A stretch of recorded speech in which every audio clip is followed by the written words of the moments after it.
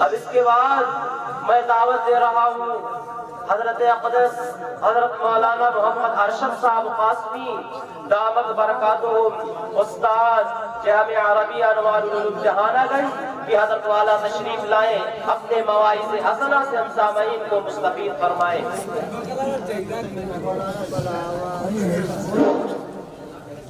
السلام علیکم ورحمۃ اللہ وبرکاتہ۔ نحمدہ ونصلی علی رسولہ الکریم، اما بعد۔ محترم سامعین کرام اور میرے معزز و مکرم مہمانان اعظام و پردہ نشین خواتین، آپ حضرات ابھی بہت دیر سے جنگ آزادی کے متعلق سنتے آ رہے ہیں اور اس کی تاریخ پر آپ نے بہت کچھ سنا اور پڑھا ہوگا، اور آپ جانتے بھی ہوں گے کہ یہ جنگ آزادی یا یہ 26 جنوری کا دن کوئی ہمیں یوں ہی مفت بیٹھے ہوئے نہیں مل گیا، بلکہ اس کے لیے بہت ہی قربانیاں پنہا اور پوشیدہ ہیں۔ اٹھائے کچھ ورق لالا نے، کچھ نرگس نے، کچھ گل نے، اٹھائے کچھ ورق لالا نے، کچھ نرگس نے، کچھ گل نے، چمن میں ہر طرف بکھری ہوئی ہے داستاں میری۔ محترم سامعین کرام، میں آپ حضرات کی توجہ مبذول کرانا چاہتا ہوں جنگ آزادی کے کچھ مجاہدین کے اہم ترین واقعات کی طرف۔ میں چاہتا ہوں کہ کچھ دیر آپ لوگ انتہائی سنجیدگی کا ماحول بنائے رکھیں، تاکہ یہ ماحول ایسا ہو کہ سننے اور سنانے کا ماحول ہو۔ رشک کرتا ہے فلک ایسی زمین پہ اسعد، رشک کرتا ہے فلک ایسی زمین پہ اسعد، جس پہ دو چار گھڑی ذکر خدا ہوتا ہے۔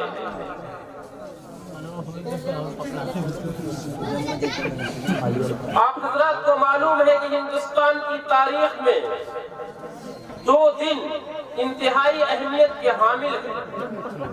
ان میں ایک دن 15 اگست 1947 کا ہے اور دوسرا وہی آج کا دن 26 جنوری 1950 کا ہے۔ یہ 2 دن ایسے ہیں کہ اگر ان پہ قلم اٹھایا جائے تو انتہائی ضخیم کتاب ہو جائے۔ اگر ان 2 دنوں کی عکاسی کی جائے اور ان کی حقیقت کو روبرو لایا جائے تو اس کے لیے کئی گھنٹوں کا وقت درکار ہے۔ ہمارے پاس وقت کی قلت کی وجہ سے میں بہت مختصر وقت میں کچھ باتیں بیان کرنے کی جسارت کر رہا ہوں۔ آپ نے مجاہدین آزادی میں ایک نام حضرت مولانا حسین احمد مدنی کا سن رکھا ہوگا۔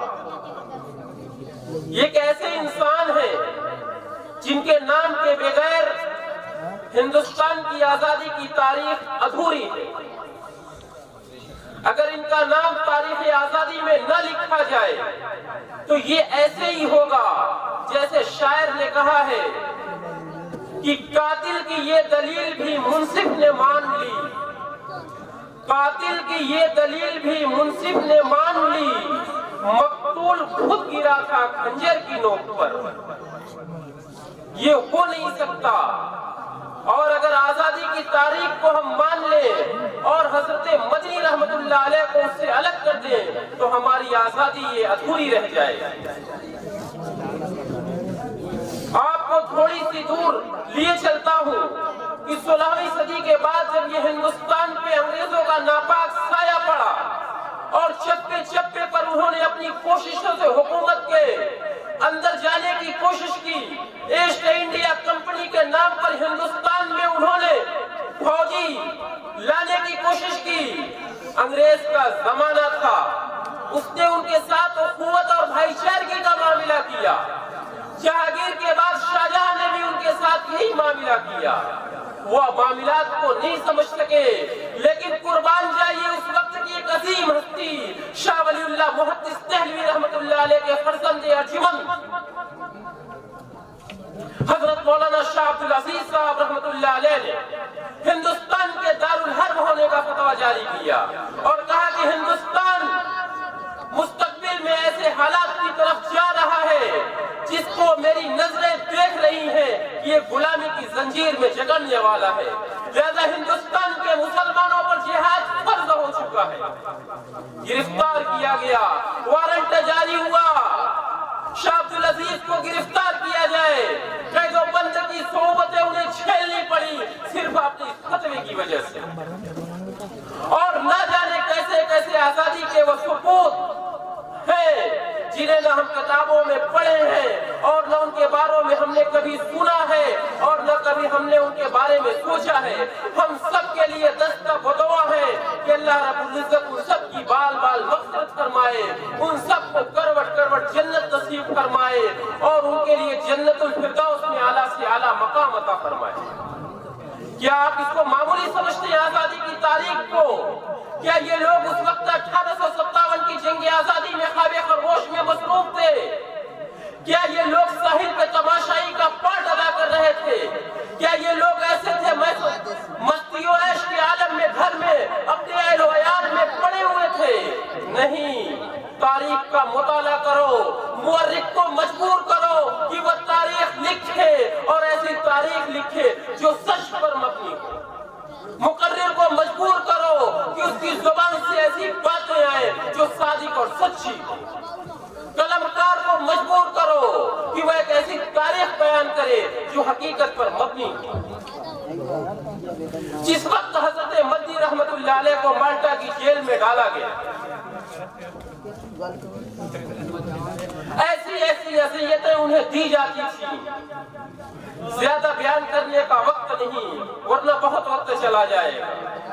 ऐसी ऐसी अज़ियतें उनको दी जाती थी कि अगर किसी इंसान के ऊपर वो नाफिज कर दी जाए तो वह इंसान उसे सह न पाए। उसको बयान करने वाला और सुनने वाले हर एक के रोंगटे खड़े हो जाते हैं। वो जब बाल्टा की कैद से रिहा होकर के आए, जब उनका इंतकाल हुआ, लोगों ने उनको नहलाने के लिए उनके कपड़े को उतारा है तो देखते हैं कि उनके कपड़ों पर हड्डियों के अलावा कहीं गोश्त के टुकड़े नजर नहीं आते। लोगों की आंखों से आंसू जारी हो गए, उनकी आंखें अश्कबारी पे मजबूर हो गई। वो सोचने लगे कि हाय अल्लाह, इनके साथ वो कौन सा जुल्म हुआ है कि पूरे जिस्म पर सिर्फ हड्डियां ही हड्डियां नजर आती हैं। उनके एक शागिर्द कलकत्ता में पढ़ा रहे थे, उनको बुलाया गया और कहा गया कि हजरत के साथ कौन सा वाकया पेश आया?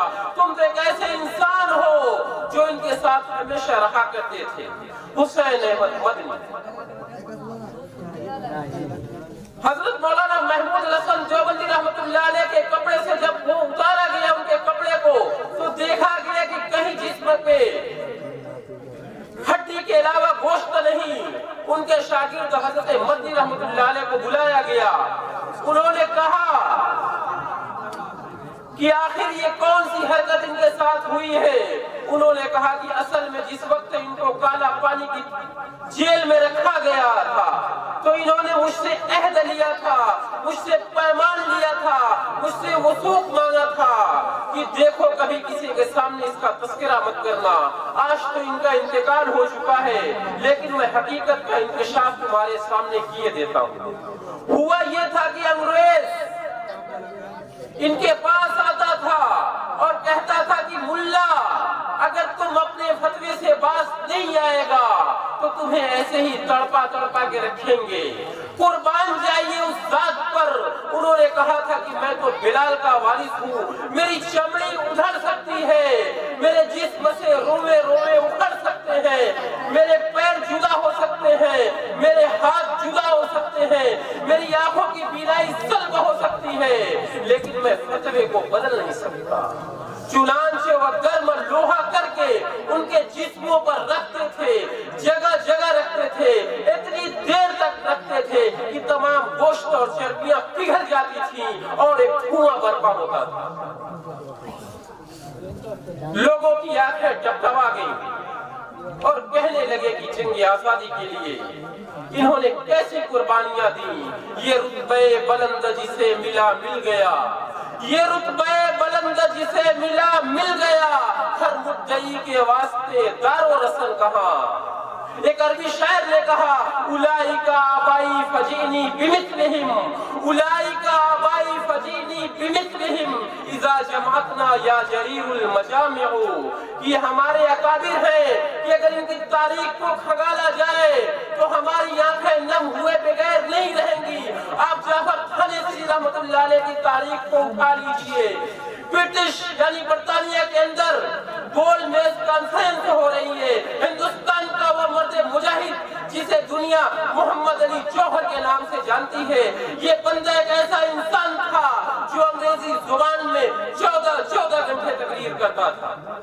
برطانیہ یہ انسان گیا اور وہاں پہ انگریزوں کے ملک میں یہ کہہ رہا ہے باباغ دوحل کہ اگر تم ہندوستان کی تاریخ میں جو غلامی کی زنجیر میں جکڑ رکھے ہو، اگر اس کی آزادی کا پروانہ تم مجھے نہیں دو گے تو یہاں سے میں جا نہیں سکتا، لہذا میرے کفن دفن اور میرے یہاں پہ کفن کے واسطے ایک جگہ سب کچھ متعین کر دو، میں غلام ملک میں جانا پسند نہیں کرتا۔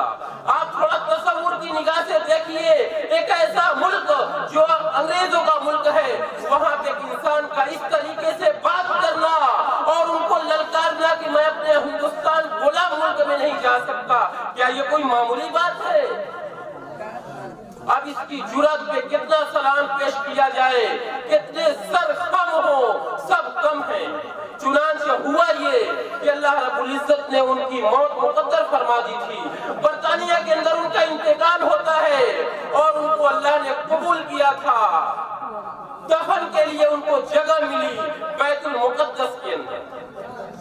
یہ کوئی معمولی چیز ہے کہ آزادی کے لیے اپنے تن کو، اپنے من کو، اپنے دھن کو سب کچھ قربان کر دیا تھا، اپنی بیویوں کو بیوہ کیا ہے، اپنے بچوں کو یتیم کیا ہے۔ جعفر تھانیسی کا ایک واقعہ سنا کر کے میں اپنی جگہ لوں گا۔ عجیب و غریب بندہ تھا، عجیب و غریب انسان تھا، قربان جاؤ ذہنیت پہ، قربان جاؤ اس کی جنگ آزادی کے جوہد پہ، قربان جاؤ جنگ آزادی کی کوشش پہ۔ جعفر تھانیسی رحمت اللہ علیہ کو حکم ہو جاتا ہے کہ آپ کو پھانسی ملے، چنانچہ وہ امبالہ کی جیل میں قید ہے، امبالہ کی جیل سے ان کو لاہور لے جایا گیا۔ جب لاہور لے جایا گیا تو انگریز نے کہا کہ یہاں پہ تمہیں پھانسی نہیں ہونے والی بلکہ تمہیں ملتان لے جایا جائے۔ اس وقت ہندوستان، پاکستان، بنگلہ دیش سبھی ایک تھے، یہ تو کسی وجہ سے ہندوستان اور پاکستان کا بٹوارا ہو گیا، ایک لمبی داستان ہے، آپ تاریخ کا مطالعہ کر لیں۔ حکم ہوتا ہے کہ آپ کو جو پھانسی ہوگی ملتان شہر میں، چنانچہ جعفر تھانیسی رحمت اللہ علیہ کو اس لباس میں ملبوس کیا گیا جو قیدیوں کا ہوتا ہے، اور ان کے ساتھ جو 2-3 ساتھی تھے ان کو بھی اس میں رکھا گیا، اور وہاں سے لاہور سے ایک ایسا پنجرا انگریز کے حکم پہ بنایا گیا جس میں جعفر تھانیسی رحمت اللہ علیہ کو کھڑا کیا گیا، اور وہ انتہائی نوکیلا پنجرا تھا جس میں لوہے کی لمبی لمبی سلاخیں نکلی ہوئی تھیں، جس پہ نہ یہ بندہ بیٹھ سکتا تھا، نہ صحیح سے کھڑا ہو سکتا تھا، اور نہ صحیح سے ٹیک لگا سکتا تھا۔ وہ خود اپنی تاریخ، کالا پانی کی تاریخ میں لکھتے ہیں کہ یہ واقعہ میرے ساتھ ہوا۔ کہتے ہیں کہ مجھے ٹرین پہ اس ڈبے میں ڈال دیا گیا جس میں کوئی انسان نہیں بیٹھا ہوا تھا۔ وہ ٹرین 3 مہینے میں لاہور سے ملتان پہنچتی ہے۔ وہ ٹرین اگر کہیں کھڑی ہو گئی تو 1 مہینہ تک کھڑی رہی، اگر چلی تو کچھ وقفے سے چلی، پھر 1 ہفتے کھڑی رہی تو کھڑی رہی۔ چنانچہ ملتان جب شہر پہنچتے ہیں تو وہاں ڈسٹرکٹ جیل لے جایا گیا۔ انگریز نے حکم دیا کہ صبح تمہیں پھانسی کی سزا تھا۔ چنانچہ جعفر تھانیسری، سوچ دیکھیے، ہمت دیکھیے، جذبہ دیکھیے، جعفر تھانیسری اور ان کے ساتھی خوشی میں مگن ہیں کہ ہمیں تو صبح پھانسی کے پھندے پہ لٹک جانا ہے، ہم تو ان پھانسی کے پھندوں کو چومتے ہوئے جھومتے ہوئے قبول کرتے ہیں۔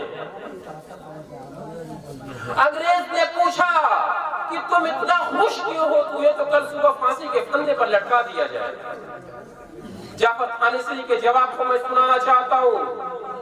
جعفر تھانیسری رحمت اللہ علیہ نے فرمایا کہ ہم یہ سمجھتے تھے کہ ہم اللہ کی بارگاہ میں انتہائی نافرمان ہیں، انتہائی گناہگار ہیں، ہو سکتا ہے کہ ہماری موت بستر مرگ پہ آئے، ہو سکتا ہے کہ ہماری موت اپنے گھروں میں آئے، لیکن لگتا ہے کہ ہمارا خدا ہم سے راضی ہو گیا، ہمیں جامع شہادت میسر فرما رہا ہے، ہم اس کے لیے خوش ہیں کہ ادھر تم ہمیں پھانسی کے پھندے پر چڑھاؤ گے، ادھر ہم حوض کوثر پر نبی کریم صلی اللہ علیہ وسلم کے ہاتھوں سے آب کوثر پیئیں گے، جنت میں ہمارا انتظار ہو رہا ہے، پورے ہمارے لیے منتظر ہیں۔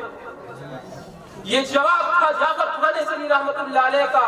انگریز نے کہا کہ ہم تمہاری خوشی کو برداشت نہیں کرتے، تمہیں کالا پانی جزیرہ انڈمان بھیجا جائے گا، 14 سال کی مشقت سزا ہوگی۔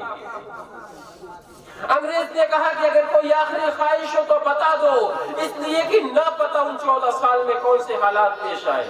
انہوں نے کہا کہ زندگی کی کوئی خواہش نہیں، بس خواہش یہی ہے کہ مرنا تیری گلی میں، جینا تیری گلی میں، جان دی ہوئی اسی کی تھی، جان دی ہوئی اسی کی تھی، حق تو یہ ہے کہ حق ادا نہ ہوا۔ وہاں پہ ان کا ایک معصوم بچہ اور ان کی بیوی موجود تھے۔ بچے نے جب دیکھا کہ ہمارے والد محترم کے دونوں ہاتھوں میں ہتھکڑیاں اور دونوں پیروں میں زنجیریں لمبی لمبی اور وزنی لگی ہوئی ہیں جس سے نہ چل سکتے ہیں نہ کروٹ بدل سکتے ہیں، وہ بچہ رونے لگا۔ ایک معصوم بچہ اپنے والد کو اس حال میں دیکھے گا، کیوں نہیں روئے گا؟ یہ تو انسانی فطرت ہے۔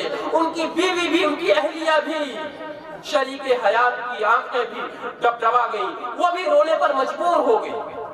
انہوں نے ایک جواب دیا کہ میرے بیٹو، میری بیوی، یہ رونے کا مقام نہیں ہے، خوش ہو جاؤ۔ اگر اللہ نے مقدر میں لکھا ہوگا تو میں 14 سال کی قید و مشقت کاٹ کر کے تمہارے پاس آؤں گا، اور اگر موت مقدر ہوگی تو حوض کوثر پہ تم سے ملاقات ہوگی۔ یہ اپنی بیوی سے کہنا، اپنے معصوم بچوں سے کہنا، یہ کون سے دل گردے کی بات ہے؟ جو ذرا تصور کی نگاہ سے اسے دیکھیے اور اپنے دلی جذبات کے اندر محسوس کیجئے۔ کیا یہ لوگ ایسے ہی آزادی ہمیں سونپ کے چلے گئے؟ نہیں، ان کی تاریخ کو یاد کیجئے، انہیں نذرانہ عقیدت پیش کیجئے، انہیں خراج تحسین کیجئے، ان کے لیے دعا گو رہیے کہ اللہ رب العزت آپ ان کی بال بال مغفرت عطا فرما، ان کو کروٹ کروٹ جنت نصیب فرما، اور ان کا جو مشن تھا اس مشن میں ہماری کامیابی عطا فرما۔ انہی چند باتوں پر میں اپنی بات کو ختم کرتا ہوں۔ وما علینا الا البلاغ۔